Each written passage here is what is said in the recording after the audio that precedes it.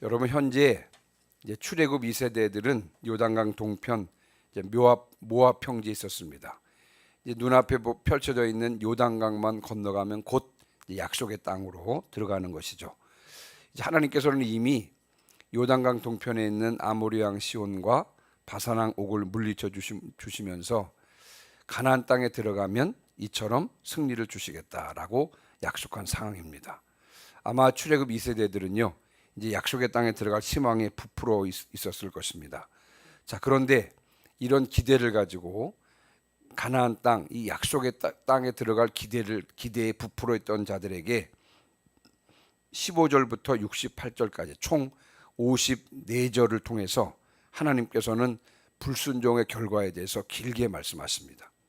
그 출애굽 2세대들에게 저주와 화를 선포하시는 것입니다.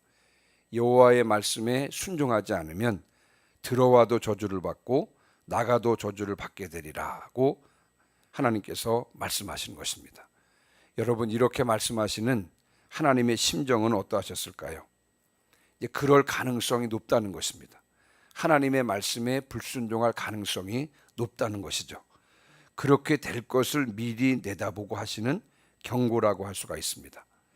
이렇게 말씀하시는 하나님의 심정을 깨닫고 넘어질까 주의하되 늘 즐겁고 기쁘고 감사한 마음으로 말씀에 순종하면서 하나님을 경외하는 성도들 되시기를 주님의 이름으로 축원합니다.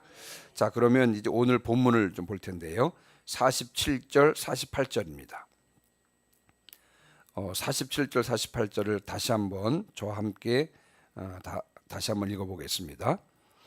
내가 모든 것이 풍족하여도 기쁨과 즐거운 마음으로 내 하나님 여호와를 섬기지 아니함으로 말미암아 내가 줄이고 목마르고 헐벗고 모든 것이 부족한 중에서 여호와께서 보내사 너를 치게 하실 적군을 섬기게 될 것이니 그가 철멍에를 내 목에 메워 마침내 너를 멸할 것이라. 아멘. 자, 여러분 47절 48절에서 우리는 중요한 신앙의 원리 하나를 발견할 수가 있는데 뭐냐면 모든 것이 풍족할 때 기쁨과 즐거운 마음으로 하나님을 섬겨야 한다는 것입니다. 여러분, 당연한 일이죠. 왜냐하면 모든 것을 풍족하게 하시는 이가 하나님이시기 때문에 그 하나님을 섬겨야 한다고 하는 것입니다. 그러나 현실적으로는 당연하지가 않습니다. 왜냐하면 그 풍족한 환경에서는 오히려 하나님을 잊어버리기가 쉽습니다. 풍족한 환경에서는 신앙이 나태해져서 하나님 중심으로 살기보다는 내 중심으로 살기가 더 쉽고 하나님을 섬기기보다는 나를 섬기기가 더 수월해지기 때문에 그렇습니다. 모든 것이 잘 되고 여유가 있을 때에는 죄 지을 가능성이 더 높은 것입니다. 그래서 여러분, 우리가 고난 가운데 있을 때보다도 하나님의 축복을 누리고 있을 때 더욱 깨어 있어야 하는 줄 믿습니다. 일이 잘 안 풀릴 때보다도 일이 잘 풀릴 때 더 감사하며 하나님께 가까이 가야 하는 줄 믿습니다. 병들었을 때보다도 건강할 때 더욱 주님을 섬기는 일에 집중해야 하는 줄 믿습니다. 그래서 지금 주님께서는 경고하고 계시는 거예요. 모든 것이 풍족한 중에도 기쁘고 신앙이 나태해져서 기쁨과 즐거운 마음으로 하나님을 섬기지 않으면 완전히 반대되는 상황이 발생하게 되리라는 것입니다. 오늘 본문에 보니까요, 줄이고 목마르고 헐벗는 등 모든 것이 부족한 중에 적군을 섬기게 되어서 철멍에를 메고 멸망당하게 되리라 라고 이렇게 경고하고 계시는 것입니다. 너무도 끔찍한 경고의 말씀입니다. 여러분, 우리가 꼭 기억해야 될 사항이 있습니다. 우리가 하나님을 섬기지 않으면 반드시 대적을 섬기게 되어 있다고 하는 것입니다. 대적을 섬기게 되면 어떻게 된다고요? 결국은 멸망당하게 된다는 것이죠. 하나님께서는 지금 이것을 경고하고 계시는 것입니다. 자, 그러면서 이제 대적에게 에워싸이고 공격을 당할 때 어떤 심각한 상황을 당하게 되는지를 말씀하고 있는데요. 여러분 53절부터 57절입니다. 자, 53절부터 57절 말씀은 한 절씩 교도같습니다. 제가 53절 먼저 읽겠습니다.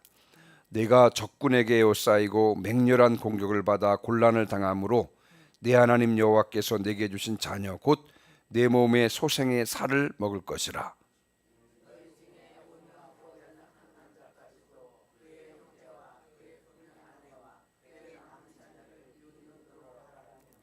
자기가 먹는 그 자녀의 살을 그중 누구에게든지 주지 아니하리니 이는 네 적군이 네 모든 성읍을 에워싸고 맹렬히 너를 쳐서 곤란하게 하므로 아무것도 그에게 남음이 없는 까닭일 것이며.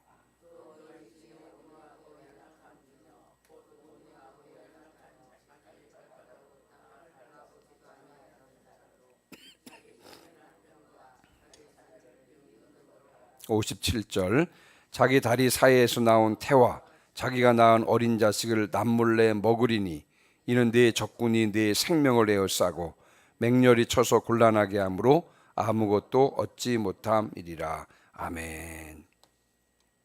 적군이 침입해 들어와서 전국의 모든 성읍을 에워싸고 맹렬히 공격하게 되면 성읍이 곤란을 당하게 되고요.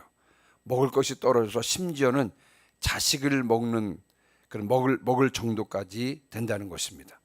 여러분 54절에 보니까 온유하고 연약한 남자까지도 그의 형제와 그의 품의 아내와 그의 남은 자녀를 미운 눈으로 바라본다는 것입니다. 왜냐하면 먹을 것이 너무 없으니까 지금 자기가 자기 자식을 남자가 남편이 자식을 먹는데 다른 가족이 빼앗아 먹을까 봐 그렇게 온유하고 연약했던 남자조차도 다른 가족들을 미운 눈으로 바라보게 된다는 것입니다.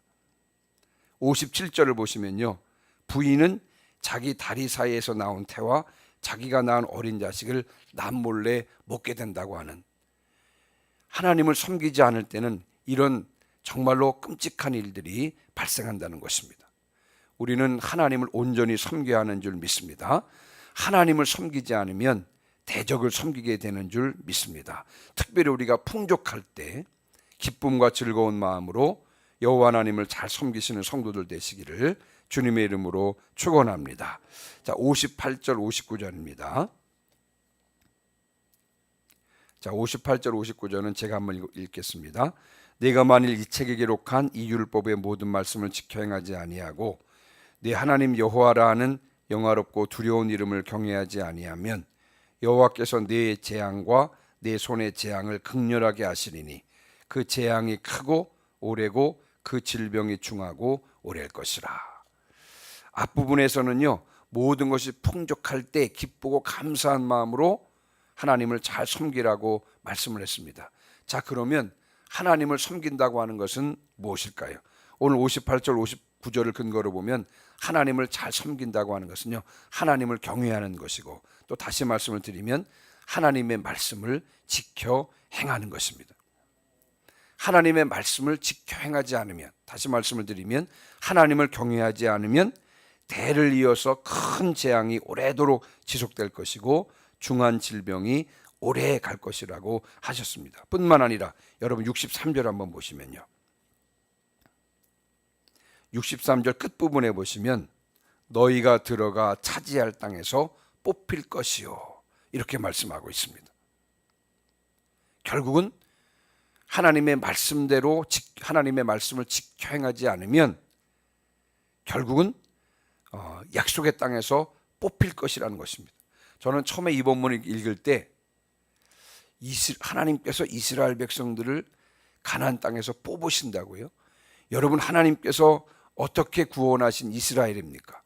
그런데 정말 하나님께서 이스라엘을 가나안 땅에서 뽑으신다고요? 사실 이 경고의 말씀은 역사적으로 그대로 실현이 되었습니다.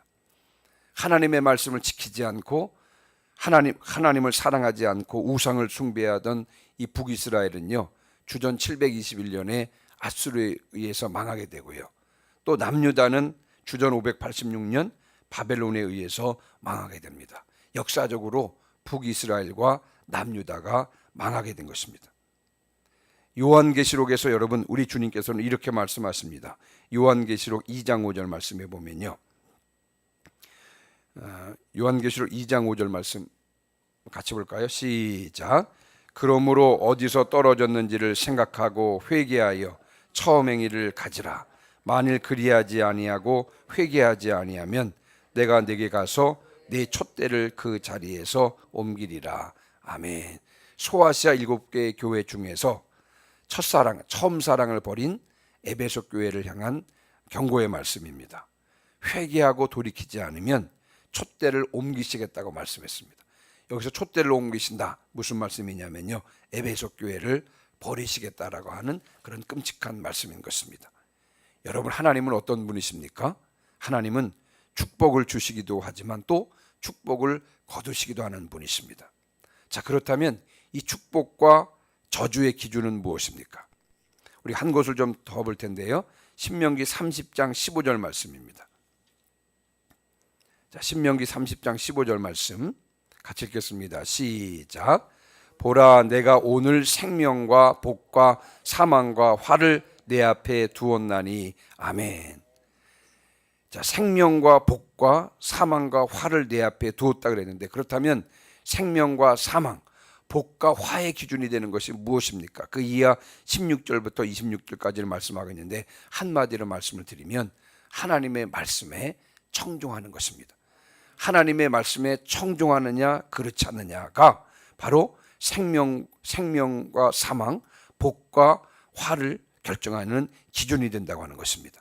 하나님을 사랑해서 말씀을 청종하는 자는 생명과 복을 얻을 것이지만, 그러나 그 말씀을 청종하지 않는 자는 사망과 화를 당할 것이라는 것입니다. 여러분, 축복과 저주의 기준도 마찬가지입니다. 하나님의 말씀입니다. 말씀에 순종하는 자는 축복을 받지만, 그러나 말씀에 불순종하는 자는 저주를 받을 것이라는 것입니다. 그러므로 여러분, 하나님의 말씀이 절대 기준임을 믿습니다. 하나님의 말씀이 절대 기준임을 분명히 알고 늘 하나님의 말씀 앞에 자신을 세우는 성도들 되시기를 주님의 이름으로 축원합니다. 늘 선포되는 하나님의 말씀을 들을 때 나에게 주시는 말씀을 듣고 아멘으로 내 것으로 삼으시기를 주님의 이름으로 축원합니다. 기록된 하나님의 말씀을 읽을 때 나에게 주시는 말씀이 무엇인지 주님께 여쭙고, 주님께서 나에게 주시는 약속의 말씀을 붙잡고 그것을 청취하는 삶이 되시기를 주님의 이름으로 축원합니다. 여러분, 그런데 성경의 저자는 성령님이십니다. 그렇죠? 성령님께서 역사해 주셔야 선포된 말씀을 들을 때든지 기록된 말씀을 읽을 때든지 나에게 주시는 말씀으로 듣게 되는 줄 믿습니다. 그래서 우리가 성령의 역사를 구해야 됩니다. 성령의 개입으로 나에게 주시는 말씀을 분명히 붙잡고 그 말씀대로 사시는, 그래서 생명과 복을 얻는 성도들 되시기를 주님의 이름으로 축원합니다. 이제 짧게 한 가지만 더 묵상하고 말씀을 마무리할 텐데요. 자, 만약에 여러분 지금 하나님께서 경고하시잖아요. 그리고 그 경고대로 실질적으로 이스라엘 백성들이 가나안 땅에서, 약속의 땅에서 뽑혔습니다. 만약에 이스라엘이 약속의 땅에서 뽑힌다면 이스라엘을 통한 하나님의 구원 계획은 어떻게 되는 것입니까? 이스라엘을 통한 구원 계획은 그대로 중단이 되는 것입니까? 그렇지 않습니다. 하나님의 구원 계획은 완성될 것입니다. 왜냐하면 여러분 62절에 보면, 62절 끝부분에 보면 남은 자라고 하는 표현이 나옵니다. 남은 자. 하나님께서는 이들을 통해서 하나님의 구원 계획을 계속 진행하시겠다는 것입니다. 자, 그러니까 남은 자를 남겨두신 것은 하나님의 은혜인 것입니다. 이스라엘 백성들은 결국 역사적으로 망하지만 그런 가운데서도 하나님께서 남은 자를 두셔서 남은 자들을 통해서 하나님의 구원 계획을 계속해서 실현해 가는 것입니다. 자, 다시 말씀을 드리면 결국은 여러분, 구원받는 것은 주님의 은혜로 구원받는 것입니다.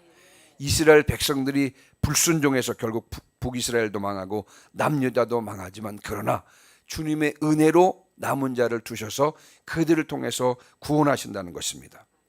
뿐만 아니라 주님의 구원 계획을 위해서 우리를 사용해 주신다고 하는 것, 여러분 그것 또한 큰 은혜인 줄 믿습니다.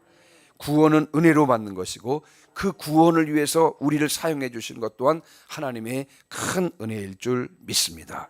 이 은혜에 감사하면서 늘 주님께 쓰임 받기를 사모하며 또 실질적으로 주님께 쓰임 받는 성도들 되시기를 주님의 이름으로 축원합니다. 아멘.